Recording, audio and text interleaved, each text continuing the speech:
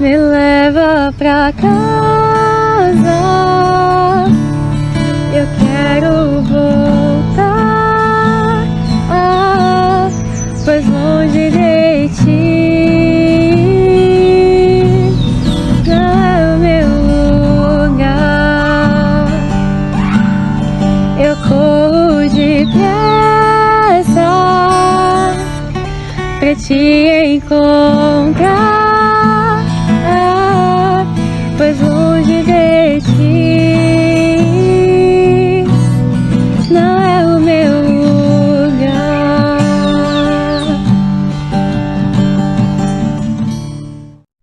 Pai, nós te agradecemos pela tua misericórdia, pelo teu constante renovo, porque em todo tempo tem cuidado das nossas vidas. Obrigado, Senhor, porque quando te adoramos, quando expandimos, ó Senhor, aquilo que declaramos nos louvores, queremos te entregar um louvor com perfeição. Guarda-nos, Senhor, para que nunca venhamos nos afastar deste projeto, deste caminho. Fala agora conosco, Senhor, que teu Espírito Santo agora cale a voz do mundo, cale a voz do homem, e que teu Espírito Santo fale. Que possamos, ó Pai, nos render diante da tua vontade e seguir conforme o teu querer. É em nome de Jesus que oramos. Amém. Bom, como o irmão Otacílio disse, eu sou o Vagninho lá. Eu sou de Suzano, mas estou na Serra e congrego com vocês há algum tempo e tem sido uma bênção. E por quanto na vida caminhava, eu percebia que nós temos um interesse. Aqui todos têm um interesse em comum, todos, sem exceção. Desde o mais pequenininho ou da mais pequenininha, eu não sei qual é o menor. Então tá bom. Até o que tem mais idade, todos têm um objetivo, todos têm um interesse em comum, que é ter sucesso. Simples assim. O sucesso profissional, ou um sucesso no relacionamento, o sucesso na vida, o sucesso da congregação. Eu vi o irmão falando, né, que estamos passando por uma novidade aqui e estamos orando para que essa novidade venha trazer sucesso para a igreja. Mas todos têm um objetivo em comum, sucesso. Seja em que área for, nós queremos ter esta projeção nas nossas vidas. E quando nós acompanhamos a palavra de Deus, quando nós nos aprimoramos na palavra de Deus, vem algo que acaba impactando de forma meio que negativa numa palavra de Jesus. No Evangelho de João, um dos evangelhos, Jesus disse que no mundo nós teríamos sucesso. Ah, não, aí eu só contraditou tudo que eu disse até aqui. Falei que a gente quer sucesso, ele fala que eu vou ter tribulação, aflição, mas não é bem isso que Jesus diz, que no mundo nós teríamos aflições, então as aflições vêm para combater aquilo que eu desejo. Eu quero ter o sucesso, mas as aflições, as frustrações, as dores, elas vêm para machucar o meu projeto, o meu desejo de alcançar o sucesso. E isso afeta, é inegável, a nossa alegria. Ou não? Ou será que só afeta a minha alegria? Porque quando eu tenho uma frustração, eu me entristeço. Quando eu tenho um projeto que não se concretiza, um sonho frustrado, eu me entristeço, seja ele qual for. Existem tantos sonhos da carne, e glória a Deus porque eles não se concretizam, mas eu me entristeço. Quando as aflições elas tomam parte e conta, eu acabo me entristecendo. Agora, elas acabam sendo e vindo por conta de inúmeras adversidades. Por qual motivo nós enfrentamos então as tribulações? Quais são os direcionamentos que acabam levando para esse fim ou para esse caminho tortuoso? A primeira é inegavelmente as leis da vida. A vida é assim. Nós passamos por problemas diários, problemas de relacionamento. Quem aqui já se relacionou com alguém? Pergunta boba. Todos se relacionaram e se relacionam. E você já teve problemas de relacionamento? Bom, eu tenho vários. Vários. Então, os problemas do relacionamento, do dia a dia, acabam por me dar tribulação ou aflição. Agora, o grande detalhe é que mesmo se você for uma pessoa extremamente benéfica para com os outros, a tal ponto de não ter qualquer tipo de transtorno em qualquer relacionamento, você tem, e olha que coisa terrível, você tem transtornos com você mesmo. Quantas vezes eu não levanto, não me sentindo bem comigo mesmo, olho no espelho e falo, misericórdia, Senhor. Dá um jeito nesse que vos fala, porque está feia a coisa hoje. No mundo nós falamos que acordamos com o pé esquerdo, ou não dormiu direito, mas eu tenho um problema comigo. Se eu tenho um problema com a minha própria existência, eu não vou ter com o do outro. Então, essas questões do dia a dia, e aí você pode enveredar por uma infinidade de situações aonde o dia vai te trazer uma aflição cotidiana, corriqueira e até sendo, enfim, não deveria ser, mas até normal. Então nós temos essa primeira projeção. Agora, indo para a palavra de Deus, nós vemos, por exemplo, na carta de Tiago, que ele fala que aqueles que querem deveriam pedir sabedoria para Deus, que o daria. Agora, o grande detalhe, o grande trauma e o problema é que nós não pedimos. Sendo sincero, agora faça uma reflexão da tua vida e das tuas orações. Quando você pediu para Deus sabedoria? Será que nós temos a mesma oração de Salomão? Senhor, pode pedir o que você quiser. Eu só quero sabedoria. Você já parou e pediu isso? E você se prostrou para pedir somente sabedoria? Não, eu quero o sucesso. Ou eu quero me livrar da tribulação, mas sabedoria fica num ponto guardadinho e eu acabo não pedindo. Então, quando eu não tenho sabedoria, eu vou passar por problemas ainda maiores. As aflições que Jesus mensura, elas serão maiores ainda mais. E continuando, quando eu vou e quebro princípios de Deus. Vou dar um exemplo básico. Trabalho. O trabalho é um princípio de Deus. E ele não veio depois do pecado. Ele já existia antes. Porque quando Adão foi colocado no jardim, ele tinha uma função. Ele falou, olha, cuida direitinho aí de todo mundo. Inclusive, Adão, dá um nome aí para os bichinhos. Segue a vida, tá? Cuida do jardim do Éden. Era um trabalho. Então, o trabalho é um princípio de Deus. Agora, costumeiramente, nós maltratamos o trabalho.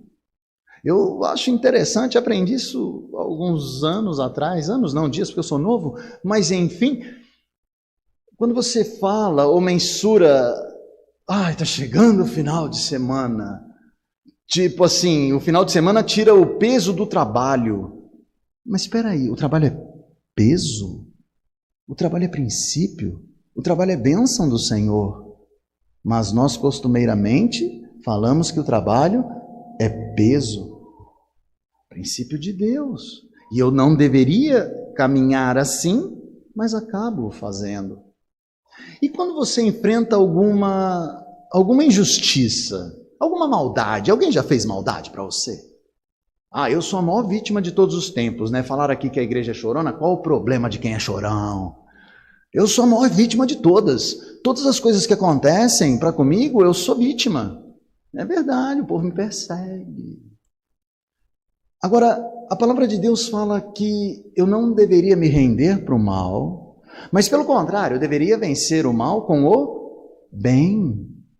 Mas ao invés de buscar o bem para fazer com que ele venha a ser a essência da minha vida, eu murmuro, eu me vitimizo e continuo falando mal de um princípio de Deus. Então essas situações elas acabam acarretando inegavelmente um prejuízo para o sucesso, seja ele interior ou exterior. Teve um homem que caminhou com Jesus Cristo. Quando Deus veio à terra e se despiu de todo o poder e caminhou como homem, mas como homem ensinou, tinha sabedoria absoluta, um homem caminhou com ele. E ele já tinha idade, ele já tinha maturidade. E esse homem, ele entendeu questões relacionadas às aflições e depois, no caminhar, ele entendeu como vencer estas situações. O nome desse homem é Pedro. Eu gostaria de compartilhar com você a palavra de Deus que está em Mateus. Mateus capítulo 14, a partir do versículo 22.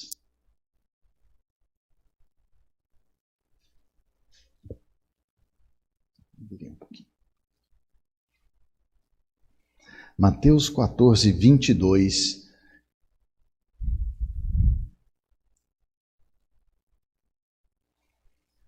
Diz assim a palavra do Senhor. Logo a seguir, compeliu Jesus os discípulos a embarcar e passar adiante dele para o outro lado, enquanto ele despedia as multidões. E despedidas as multidões, subiu ao monte, a fim de orar sozinho. Em caindo a tarde, lá estava ele, só. Entretanto, o barco já estava longe, a muitos estádios da terra, açoitado pelas ondas, porque o vento era contrário. Na quarta vigília da noite, foi Jesus ter com eles, andando por sobre o mar. E os discípulos, ao verem-no andando sobre as águas, ficaram aterrados e exclamaram: é um fantasma. E tomados de medo, gritaram. Amém. Até aqui tá bom. Só para que possamos entender um pouquinho do que estava acontecendo. Jesus havia alimentado uma multidão. Se você retroceder um pouquinho, você vai ver que Jesus tinha acabado de praticar o milagre da multiplicação. Alimentou uma multidão com pães e peixes. Vencida a etapa do milagre, Jesus foi se prostrar para conversar com o Pai. E os discípulos então seguiram viagem num barquinho para atravessar para o outro lado. Já era noite e o mar os castigava. Ondas fortíssimas, um vento que levava o barco para todos os lados, menos para onde eles queriam ir. E eis que então, olhando, eles veem algo por sobre as águas. Creio eu que eles devem ter pensado, acho que se fosse eu, sério, é um homem andando por sobre as águas. E aí eles ainda tiveram um sossego, um respiro a mais de vida, né? Porque eles até gritaram, é um fantasma. Eu já teria caído durinho. Mas eles gritaram, cheios de temor, é um fantasma. Enfim, Pedro e seus companheiros, eles tinham partido, Jesus havia ficado. Já fazendo uma referência com o nosso dia a dia, por quantas vezes nós não partimos e deixamos Jesus? Por quantas vezes nós não amanhecemos, tomamos o banho, tomamos o nosso café ou não, enfim, saímos de casa, mas deixamos Jesus. Esquecemos dele. E aí queremos dar sequência na nossa jornada sem a companhia do Mestre. Porque eles estavam no barco sem a presença física e real de Jesus. E aí, quando eles assim o fizeram, eles tomaram sobre si, ou eles tiveram sob os seus ombros, o medo, a incerteza e a insegurança daqueles que caminham distantes de Jesus. Nós cantamos um louvor hoje aqui, né? O nosso general é Cristo. Nós declaramos que nenhuma adversidade, nenhum inimigo, nenhuma arma será poderosa para nos vencer, que nós derrotaremos todas por Cristo. Então isso significa que quando nós estamos na nossa empreitada, no nosso cotidiano e no dia a dia, quem tem que estar conosco? Cristo. O Espírito Santo de Deus, ele tem que estar vivo em nossas ações, ele tem que pulsar nas nossas atitudes.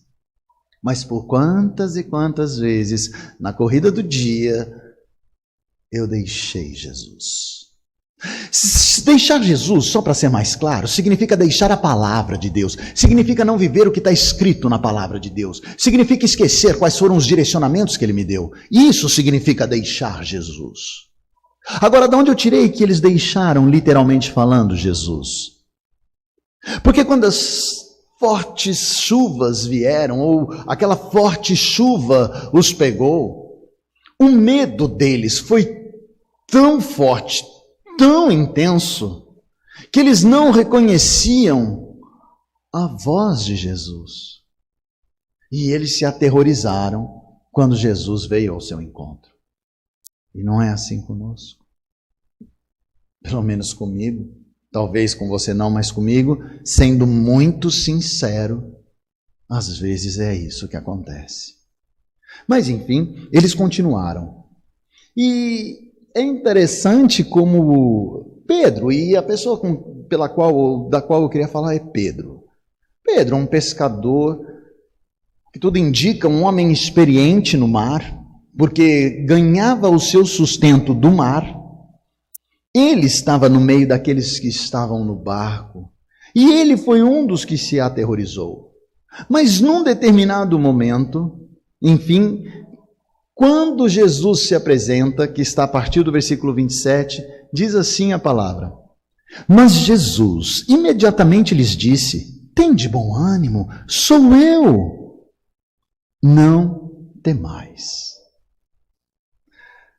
Para um discípulo verdadeiro, isso seria o suficiente. Não precisaria de mais nada.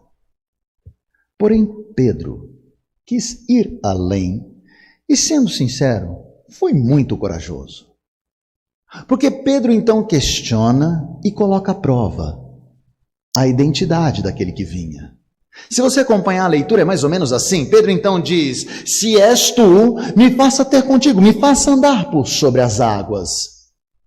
Jesus então claramente fala: Vem! E o que Pedro faz? Vai! Uau, que coragem, que fé é essa? Uma fé extraordinária, porque ele põe o seu primeiro pé na água e ele não afunda. Era como se tivéssemos dois fantasmas agora, um vindo e um indo, mas inegavelmente Pedro começou a andar por sobre as águas. Sendo franco, bom, eu já teria caído quando vi, e nunca que colocaria a prova, colocando a minha própria vida em risco, falando: então deixa eu ir ter contigo, me faça andar por sobre as águas. E se porventura fizesse, ele falasse: então vem, eu falo: não, peraí, vamos pensar de novo. Deixa eu pôr o senhor em outro tipo de prova, porque não, essa eu não vou. Porque talvez a minha fé não venha a ser suficiente. E a tua fé? É o suficiente para você colocar os seus pés sobre as águas? Para por sob elas caminhar?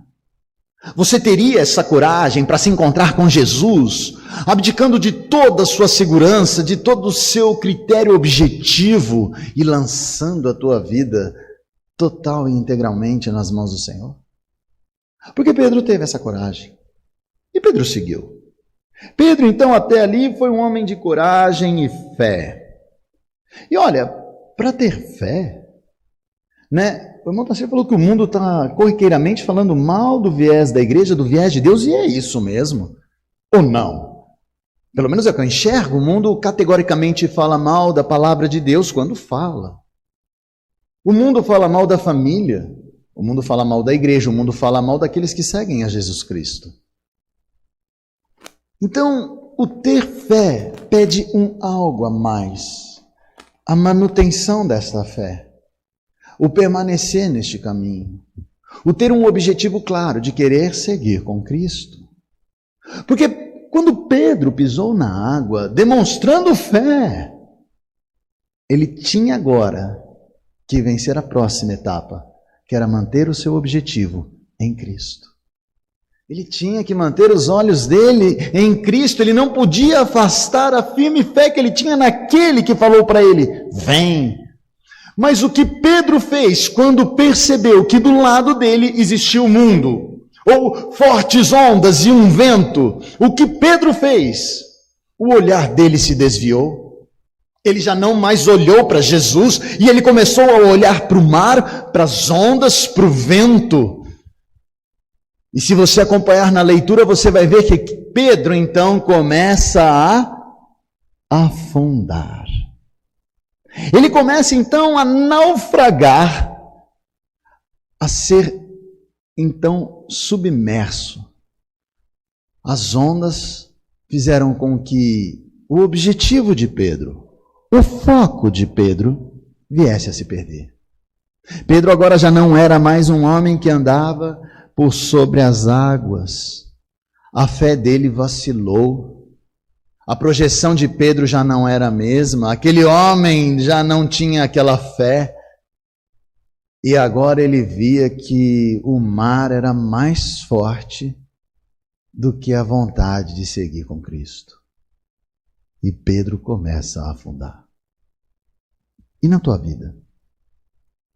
Como anda? Como andam as tuas dúvidas? Como anda a tua fé, hein? O irmão Tassilo falou uma grande verdade. Você tem seus problemas, eu tenho os meus. Eu não sei os teus e você não sabe os meus. Mas nós temos. Seja em qual área for, você tem. Eu sei que você tem.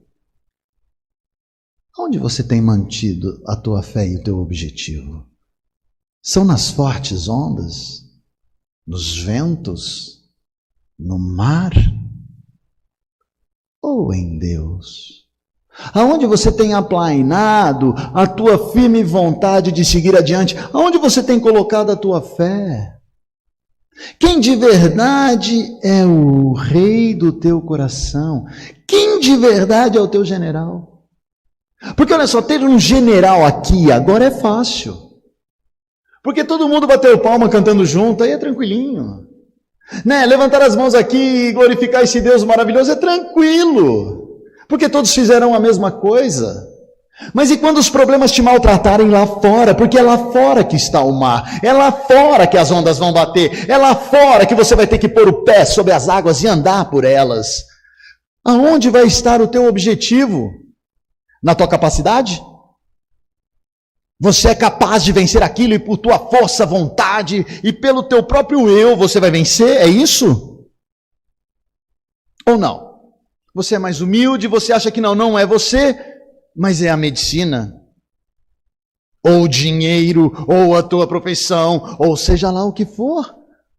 Mas aonde você tem colocado a tua fé, a tua firme certeza das coisas que vão acontecer? Aonde? Irmãos, nós passamos por um momento tormentoso. Ainda estamos, mas creio que na fase final. Que foi esse isolamento, essa pandemia? E não teria recado mais claro de Deus para cada um de nós, o quão insignificantes nós somos. Muitos acreditam ainda na vacina. Eu não estou falando para não tomar vacina, não é isso, tá? Não é isso, por favor, deixa eu me explicar. Mas alguns tomaram e morreram. Então onde está a explicação da cura disso tudo? De onde veio? Como pega? Como sobrevive? Não sei. A medicina não conseguiu explicar ainda. A ciência do homem não conseguiu uma resposta. Como nós somos insignificantes. E aonde está indo a tua fé? Aonde? Porque as turbulências virão, as ondas virão, mas inegavelmente, se eu ceder a tudo isso, eu, tal qual Pedro, afundarei no mar. Sabe, meu irmão? A história continua. Pedro, então, clama e pede socorro a Jesus Cristo. Jesus, então, fala, homem de pequena fé, estende a mão, levanta Pedro e fala, vem menino. E aí os dois entram no barco, e quando eles entram no barco, todos que lá estavam falam, és verdadeiramente o Filho de Deus, e todos adoram Jesus. Que legal, eles adoraram Cristo porque ali ele venceu, não é? Ele resgatou Pedro, ele acalmou o mar, a tempestade se foi, e o barco voltou a ir calmamente pelas águas. E aí todos adoraram a Jesus Cristo. Existia ainda um longo caminho para cada um deles. Um longo caminho. Eles ainda veriam outros tantos milagres de Jesus. Eles escutariam grandes verdades de Cristo. Mas ali, eles descobriram a presença real do Senhor. Hoje, acho que nós combinamos, eu e o irmão, nós combinamos, porque ele falou que ele via a glória do Senhor hoje aqui. Ele via a presença do Senhor hoje aqui, é isso? É isso. Porque se lá eles tinham Cristo, nós agora temos o Espírito Santo. Se lá eles viram um fantasma que se transformou no Redentor vindo de encontro, nós temos o Espírito Santo, que também de forma invisível, mas real, habita em cada um de nós. O Espírito que nos dá o discernimento e a sabedoria para entender por qual caminho seguir. O Espírito que me faz entender qual é o bem que eu devo praticar, não mais enveredando no mal, mas praticando o bem contra essa sociedade injusta e vencendo o mal pelo bem que pratico. Esse Espírito é real e está em mim e está em você. Mas eu tenho que viver pleno e intensamente com Ele, entendendo quais são as vontades do meu Senhor e do teu Senhor. Quais são as vontades de Deus para a tua vida? O que Deus espera de você no amanhã? Sabe, meu irmão, nós estamos ficando cada vez mais acomodados e assossegados com o pecado. Ou é mentira? Você ama? Vou falar só de um princípio. Vamos pegar então e resumir a Bíblia toda como Jesus o fez. Parafraseando o nosso mestre. Quais são os maiores mandamentos? Amar a Deus sobre todas as coisas. Sobre todas elas. Até aí está fácil, né? O problema é o segundo. O segundo dói. Porque o segundo até Cristo veio e mudou. Cristo falou assim, não, deixa eu explicar de novo, vocês não entenderam. Porque se vocês amarem o próximo como vocês se amam, tem aquele dia que você acorda com o pé esquerdo, aí você não vai amar o cara. Então vamos mudar a história. Eis que vos trago um novo mandamento. Amem como eu vos amo. Opa, peraí, eu tenho que amar o próximo como Jesus me ama? Sério? Sério. É isso. Então, já que eu tenho que caminhar pleno e intensamente com o Espírito Santo, e isso então vai me dar discernimento, eu vou entender por quais portas eu devo seguir. Se eu tenho que caminhar pleno e intensamente com o Espírito Santo, ele vai me fazer entender qual é o bem que eu devo praticar. Eu tenho que amar o próximo. Você ama? Mas eu não vou pedir para você olhar do lado. Porque não é desse próximo tão e somente que o Senhor fala. Não é desse. Sabe qual é o próximo? Então, pegando um exemplo claro do nosso mestre redentor Jesus, é aquele que te fere com a lança. É aquele que te põe na cruz. É aquele que te humilha. É aquele que te maldiz. É esse. Vamos pegar o próximo? Um outro exemplo, que também Cristo é muito pesado, né? Como é que eu vou querer imitar o Redentor? Não dá. Vamos pegar um cara mais tranquilinho. Vamos pegar um diácono. Diácono é mais tranquilo, não é nem presbítero. Você é que tem diferença, né? Mas vamos pegar um diácono, então. Um menino, e ainda é menino, pode ser? Vamos pegar Estevão, que por quanto recebia pedradas, por quanto era xingado numa praça, olhando para o céu, ele fala, Senhor, não imputes esse pecado em nenhum deles. Está tudo bem. Está tudo bem. Você ama, meu irmão? Você ama? Porque se você não ama, deixa eu te falar, você está maltratando o Espírito. Você está afundando na tua caminhada, o teu pé já está indo para baixo do mar.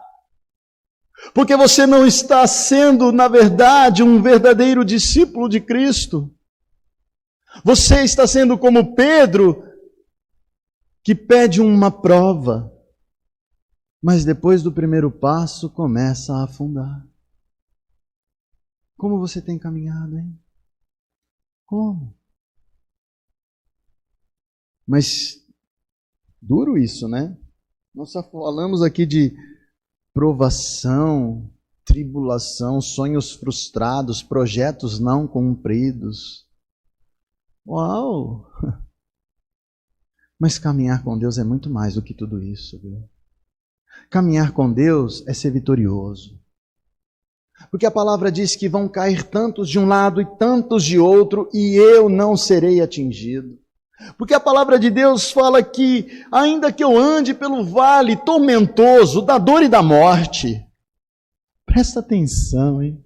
Ainda que eu ande pelo vale da sombra e da morte, eu não precisaria temer, porque ali Ele está comigo.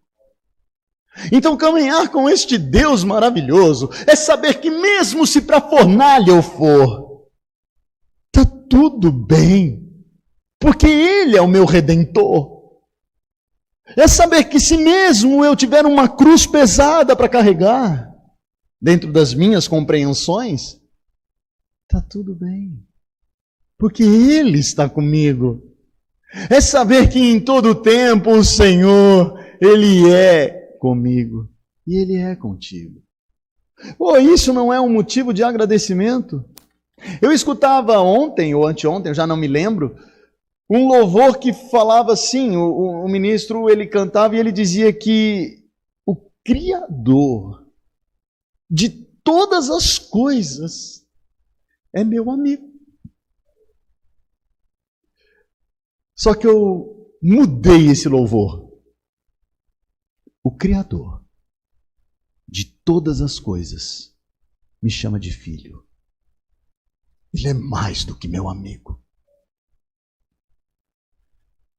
Ele me resgatou. Ele me deu a possibilidade de ter fé e de hoje caminhar por sob as águas. Ele me deu a clara certeza de que com Ele não importam as ondas, tampouco o vento, e sequer importa se eu vou me afundar, porque mesmo que eu ande pelo vale da sombra e da morte, Ele ali estará comigo. Sabe, meu irmão, já terminando, no mundo tereis aflições, mas Jesus não parou aí, Ele continuou. E aí é que vem a vitória. Mas tem bom ânimo, porque tudo isso que você está enfrentando, todas as suas dores, todos os teus traumas, as tuas frustrações, todas elas, eu as enfrentei uma a uma. E aí é que vem uma declaração maravilhosa, que é da onde eu tiro a grande vitória que nada nem ninguém tira da minha vida. Uma a uma eu as enfrentei. E por você,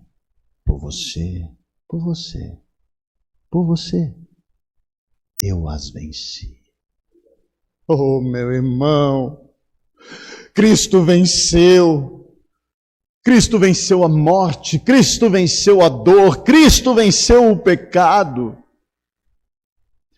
Não por Ele, porque Ele é vida, porque Ele é santo. Ele as venceu por você. Então, o Criador de todas as coisas é muito mais do que teu amigo. Ele é teu Pai. Ele é teu Pai. E isso é um bom motivo para eu agradecer. É um bom motivo para eu ter a certeza de que se tiver que andar por sobre as águas, com Ele eu irei. E em nome de Jesus, com Ele eu vou vencer. E só para terminar, Ele disse, numa promessa que de fato tem cumprido, também no Evangelho de Mateus, no finalzinho de tudo, que Ele estará contigo todos os dias, até a consumação do século. Creia nisso. Viva isso. Declare isso. Seja verdadeiramente um vencedor com Cristo, para a honra e glória do nosso Pai. Amém. Eu quero orar com você mais uma vez, para que venhamos a ter essa firme certeza e que nada, nem ninguém nos tire desta caminhada de fé. Pai, te agradeço por me libertar e salvar, por ter morrido, Senhor, em meu lugar. Mas te agradeço ainda mais, ó Pai, por ressurreto voltar e me dar a certeza da vitória que tenho em Ti. Que nada, Senhor, afaste o meu objetivo maior, que é em todo tempo engrandecer o Teu nome. Que eu possa, Senhor, com as minhas ações, com as minhas palavras, Declarar que em Cristo e por Cristo sou mais do que vencedor. Que eu possa viver plena e abundantemente diante do teu querer com retidão. Que eu possa vencer o mal, Senhor, que me é imposto pelo mundo, com ações do bem que me são dadas pelo teu Espírito. Que eu possa caminhar, Senhor, numa alegria contagiante, declarando, Senhor, das alegrias que tenho por caminhar contigo. Que possa ter, Senhor, no meu coração a certeza que o maior plano de todos e o maior projeto que eu posso ter é te adorar e te bendizer. E que nada, nem ninguém, nunca me afaste deste objetivo de vida. Em nome de Jesus, Senhor, que nós aqui oramos, nos prostrando diante do teu colo. Porque hoje, Senhor, sei que tenho muito mais do que um rei. Hoje sei que tenho muito mais do que um Senhor. Hoje sei que o Criador é meu Pai. Obrigado e amém. Viva essa plenitude, tá bom? Que venhamos a escandalizar o mundo com a verdade de Jesus Cristo, hoje e para todos sempre. Me leva pra cá.